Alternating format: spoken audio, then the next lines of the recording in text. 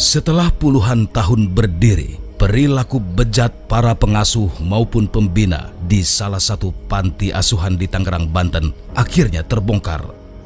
Tak hanya melakukan pencabulan, para pembina dan pengasuh panti asuhan yang seharusnya menjadi tempat aman, justru tega melakukan tindak kekerasan seksual dan pelecehan seksual terhadap anak asuhnya. Panti ini adalah Panti Asuhan Yayasan Darussalam An-Nur yang berada di Kelurahan Kunciran Indah, Kecamatan Pinang, Kota Tangerang. Kemudian bertanya kepada Mbak Dini, salah satu orang tua asuh, donatur juga sudah bertahun-tahun di sana. Betul Mbak Dini ini juga merupakan teman ya dari pemimpin pondok asuhan tersebut? Boleh mikrofonnya Mbak? Iya Mbak, betul. Sangat mengenal Sudirman? Sangat mengenal.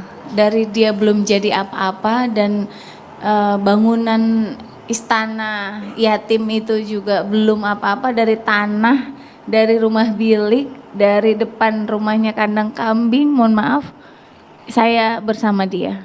Teman SMA atau apa Mbak? Malah sejak saya SMP. Saya SMP, kebetulan dia satu kelas sama kakak saya dan sering ke rumah, sering nginep. Sebentar Mbak, sering ke rumah, sering nginep. Iya. Berarti ini sudah betul-betul seperti sahabat, tahu Seperti persis. keluarga sendiri. Udah keluarga. Karakter gelagatnya tahu persis. Iya. Dulu bapak saya sempat melarang saya main sama dia. Ngapain sih main sama bencong? Tapi saya berpikir saat itu kan saya SMA ya, SMP. Saya pikir aman, saya nggak diapa-apain gitu, baik-baik aja. Dia baik kok, nggak ngapa-ngapain saya gitu loh. Nggak pernah curiga Mbak selama bertahun-tahun itu loh Mbak? Enggak, karena memang dia pembawanya ramah, humoris. Dia suka periang, jadi tim penghibur kita. Pelawak lah, stand up komedi. Sebelum kami dia seperti ini, berubah Mbak. bentuk jadi ustadzan ini. Nah, Baik. Tapi seperti ini Mbak, maksud kami apakah kalau memang itu betul-betul dekat sekali, dia pernah cerita bahwa dia punya kelainan penyimpangan seksual, Oke. dia orientasinya beda seksualnya, atau gimana Mbak? sampai ke sana nggak? Enggak, tapi ketika ada perempuan yang mau ta'aruf gitu, senang sama dia, dia marah. Terus kita sebagai temennya, kapan nikah? Kapan nikah gitu? Selalu kita sebagai temennya selalu gitu. Ya entar dulu, lagi ngurusin nyokap. Saat itu nyokapnya lagi sakit. Oh ya udah. Terus ibunya meninggal. Akhirnya ya udah semangat ya. Kita ingetin lagi, ya udah nyokap udah dipanggil sama Allah. Terus kapan nikah? Entar ngurusin bokap. Udah, sampai bapaknya udah meninggal juga. Sampai terakhir kemarin bulan Mei nyunatin salah satu anak asuhnya, khitanan. Kita tanya lagi, ayo mana bundanya nih, anak-anak panti ini kan harus punya bunda, jangan punya abi aja, jangan punya ayah aja. Iya nanti gitu, selalu nanti, dan kita sebagai teman ya mudah-mudahan sih udah ada catatan amalnya ya sama malaikat. Kita selalu ngingetin soal nikah, karena umur udah selalu, mungkin bisa 2 bulan sekali, 3 bulan sekali. Oke, nggak ada kecurigaan itu bahkan hingga kemudian kasus ini terungkap? Nggak ada sama sekali, karena memang perangainya tuh yang kemasannya tuh santun, baik, ramah, soleh, dan mohon maaf lidahnya tuh nggak berhenti dari berzikir. Ternyata hanya kamuflase semata. Wow. Kalau melihat kejadian sekarang, korbannya banyak sekali, Mbak Din. Iya. Maksud kami kok dia sampai bisa terpikir untuk mendirikan panti asuhan? Ini kalau setelah udah kejadian gini, ya saya rasanya memang ini seperti kayak kejahatan yang terselubung, Memberikan wadah untuk yang dia. terencana. Iya, karena setelah saya datengin korban-korban di berbagai kota, terutama yang baru saja saya jemput di Jawa Barat gitu ya, itu ternyata anak-anak pantinya banyak yang dijemput, yang dicari sama dia. Dicari, disamperin, dilirik lah. Dan Jadi dia memilih sendiri itu ya? memilih, dan ini dicari yang glowing, yang grooming gitu ya. Yang, Tujuannya? ya pasti yang menarik hatinya dia. Hampir nggak ada anak panti situ yang, mohon maaf, yang jelek, nggak ada. Itu good looking semua. Oke. Apalagi yang dia bina. Kan di situ ada berbagai kasta ya.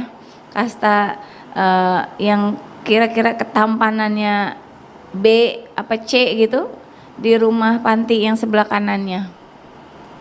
Kalau yang A plus gitu, yang dia rawat dengan skincare, terus dia kasih handphonenya yang iPhone gitu, terus giginya di veneer, pokoknya di perawatan banget. Itu tinggalnya juga di istana. Kami masih Jadi heran, Mbak, kok- dibeda-bedakan itu iya, Mbak? Beda. aneh nih. Ada diskriminasi terhadap anak-anak itu? Ada pasti yang glowing ya, pasti pegang kunci mobil gitu. Kayak mobilnya 4. Enggak, kok Mbak tidak curiga Mbak dengan perilaku yang aneh, kemudian kok yang dipilih yang secara fisik semua ya dia ngelihat ya, bukan saya- niat untuk melindungi, untuk mengasuh gitu Mbak. Iya, karena saya pikir ya memang kebersihan kan sebagian dari iman. Ya memang harus bersih gitu kan. Terus memang dia rajin perawatan. Saya pernah tanya kenapa anak pantinya cowok semua. Ya itu alasannya, ya kan kalau cewek ribet say gitu. Ribet karena kan nanti dia pacaran, nanti anak orang hamil gimana gitu. Terus ya takut aja mungkin urusan adab apa ya Pak, menstruasi gitu kan. Ya itu sih udah sering kami tanyakan. Mbak Din kan memberikan donatur sejak awal, artinya kan panti asuhan itu berdiri 2006 gitu ya. Ya. Sempat menanyakan nggak, kok kenapa anak-anaknya dibeda-bedakan? Ada kasta-kasta itu tadi? Nggak curiga Saya Mbak? tuh 2006 kan dia udah punya yayasan. Justru saya jauh sebelum 2006. Dari sebelum merintis, jadi sebelum apa-apa saya sudah bersama sama dia. Ya memang pembawaannya ya gitu, senang bergaul sama orang yang ganteng-ganteng. Soal uang Mbak, sebagai donatur sudah berapa banyak uang yang digelontorkan untuk operasional panti asuhan ini Mbak Din? Sepengetahuan saya, sahabat dekat saya Bu Tati namanya, itu satu orang aja Mas, itu sumbang sampai 500 juta plus. Hah? Satu orang. Coba bayangkan. Ini saya baru ngomong satu orang, belum teman saya lagi yang pejabat negara lagi. Beliau sekarang di Bali, Mbak Yus. Itu tiap bulan operasional listriknya langsung dibayarin sama teman saya. Jadi kan sebenarnya kalau dia nggak gila, ini yayasan, ini panti bener. Mbak Din, Yes. dengan donasi yang begitu besar, sedangkan kalau tadi kita cross check kepada Putra begitu ya, kan jumlah anaknya sekitar 20-an saja Mbak.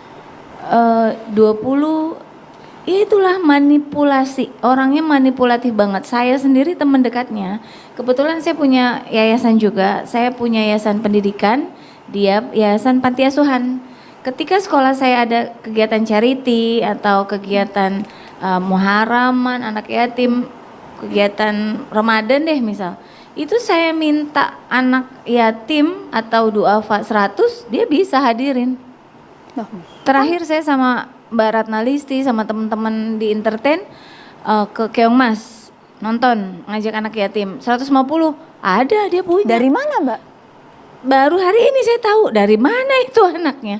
Kalau saya bilang berapa, dan ternyata setelah saya telusurin, anak-anak musiman, anak-anak sekitar situ diajak-ajakin. Bahkan ada teman saya yang, anak gue tuh. Hah? Saya pikir teman saya bilang, itu anak gue loh. Kok diajak?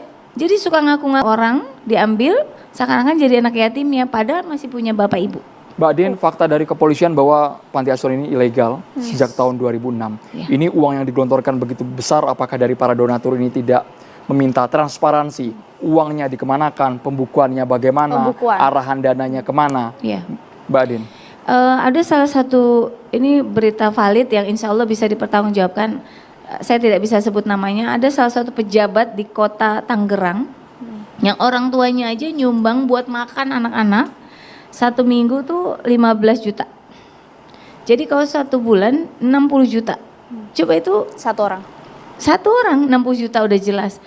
Terus ini kebongkarnya ketika si Sudirman ini belum lama ya, kira-kira bulan Juli Agustus chatting suami saya minta cariin dana 200 juta.